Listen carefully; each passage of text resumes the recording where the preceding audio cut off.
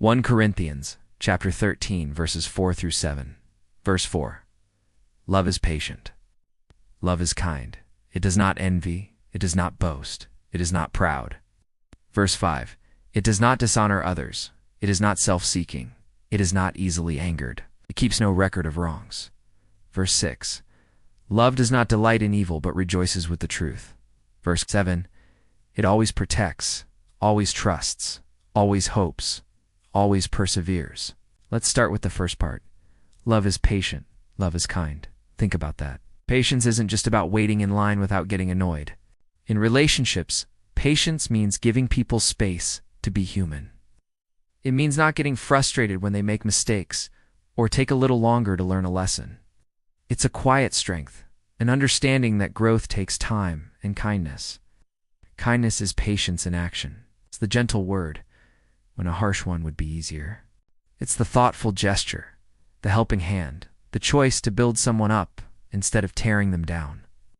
Kindness isn't weakness. It's love choosing to be gentle. Next, the passage says love does not envy. It does not boast. It is not proud. This is where love confronts our ego. Envy whispers, I wish I had what they have. It keeps score and breeds resentment. But love celebrates other people's successes as if they were our own. It doesn't need to be the star of the show. Boasting is the loud cousin of envy, always trying to prove its own worth. Love, however, is secure. It doesn't need to broadcast its accomplishments or put itself on a pedestal. It finds its value in giving, not in getting applause. And pride. Pride is the root of so much conflict. It insists on being right, it holds grudges, and it refuses to apologize. True love is humble. It's willing to say, I was wrong and I'm sorry. It puts the relationship ahead of its own need to win an argument. Then we get to the active part of love. It does not dishonor others. It is not self-seeking. It is not easily angered. It keeps no record of wrongs. This is love's code of conduct. Not dishonoring others means treating everyone with respect, even when you disagree. This means not embarrassing them, not gossiping about them, and protecting their dignity. Being not self-seeking is the opposite of a what's in it for me attitude. It genuinely seeks the best for the other person, even if it costs you something. Love gives freely, without expecting a return on its investment. And this next one is a tough one for many of us. It is not easily angered. Notice it doesn't say love is never angry. There's a place for righteous anger against injustice. This is talking about a short fuse, getting irritated over small things and letting anger control our reactions. Love has a high boiling point. It chooses to breathe and respond with grace rather than react with fury. Paired with that is keeping no record of wrongs. Love forgives.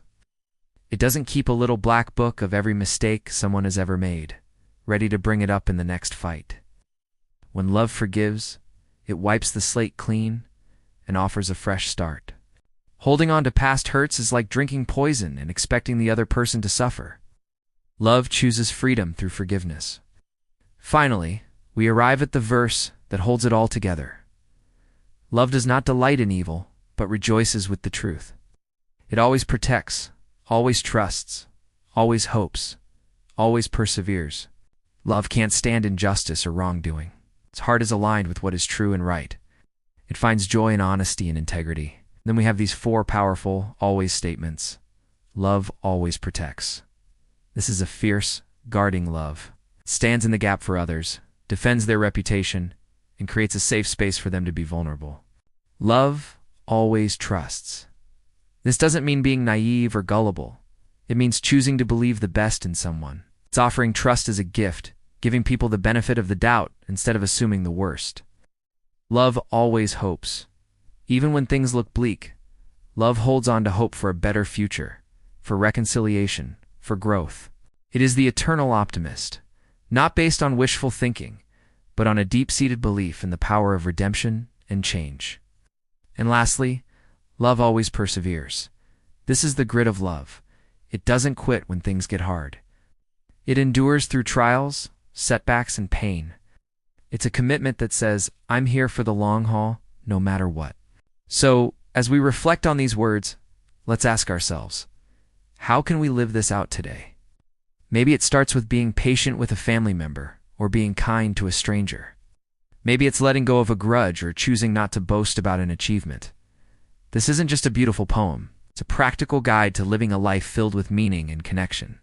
It's a challenge, for sure, but it's the most worthwhile challenge we could ever take on. Thanks so much for watching. If this resonated with you, hit that like button and share it with someone who might need to hear it. And don't forget to subscribe for more content that helps us live with purpose. See you in the next one.